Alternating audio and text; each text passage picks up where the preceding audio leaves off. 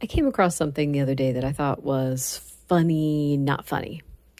So I was trying to get more information about is meat actually deficient, like meat and dairy, because I do both. But are either of them deficient in vitamins or nutrients?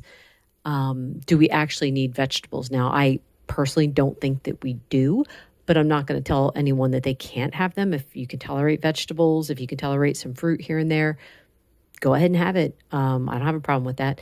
Even if you could tolerate whole grains and it doesn't give you any problems, whatever.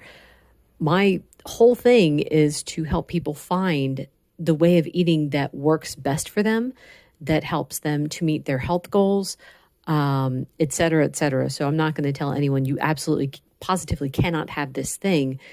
I mean, even if it causes damage to the person, they have to be the one to make that decision for themselves. So anyway, back to my search.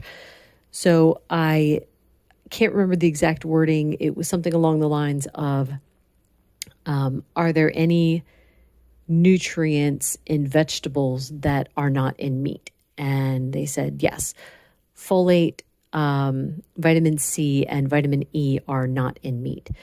And so then I did another search. Is there any folate in meat? And the answer was yes, there is folate in meat. It's just in small amounts. And I was just cracking up.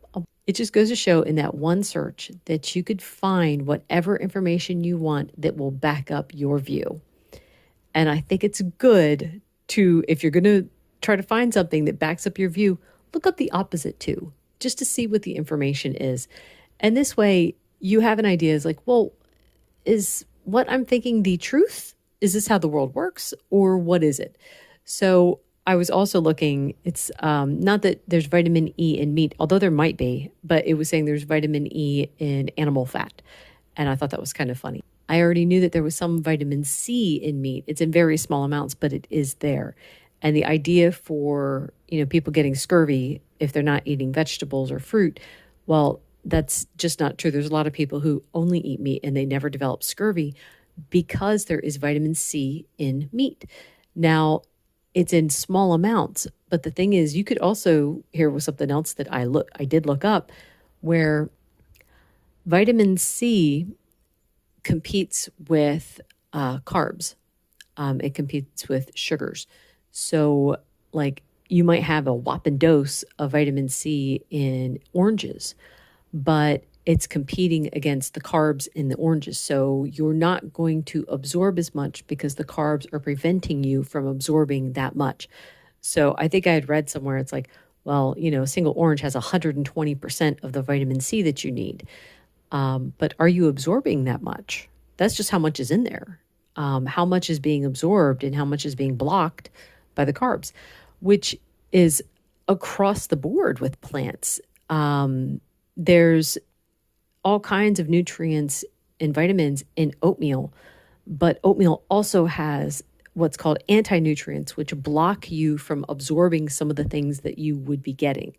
So for meat, there's nothing blocking you from absorbing it. So the certain things are lesser amounts in meat, but there's nothing to block you from absorbing it. So just real quick, there's also the idea of there being a bunch of iron in spinach, but there's something else in spinach that blocks you from absorbing that iron. And it's not even necessarily the iron that we need. We need heme iron. And I can't remember what the name of it is, something else in spinach. But anyway, this is interesting stuff to me. And here's one last point to consider. The daily recommended amounts, who came up with those? How do they know that that's what we need? What if some people need more of one thing than another, or less of one thing than another? So now I don't know if this is true or not. I belong in a thalassemia group and they stress getting your iron in. But there's also science studies, whatever, that say that thalassemia patients have to be careful with the amount of iron that we get because of how our body handles it. We can get iron overload, which will damage our organs and things like that.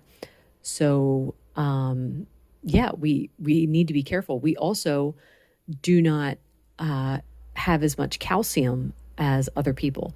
So we might need more. Now, I'm not taking calcium supplement. I am trying to get all the calcium I need through the dairy that I eat. But I was thinking too about the one story that I had heard about this little boy who was eating salt, like just straight out of the container. And his parents were freaking out because they're like, oh, it's more than he needs. He shouldn't be having this so much. And they could not stop him from doing it. So they had him restrained, and the poor boy ended up dying because here he had a salt deficiency. So he needed the extra salt. Sorry, I always say like one last point, but here, one last point. My middle daughter has always been a very salty girl, and she's always highly salted her foods. And I used to think that that was maybe not such a good idea, and I would try to encourage her not to use as much. But after I had read that story about the little boy, I realized, well, here's something that I also know about my daughter. She's always hot. She's always sweating. I mean, she's sweating even when she's cold.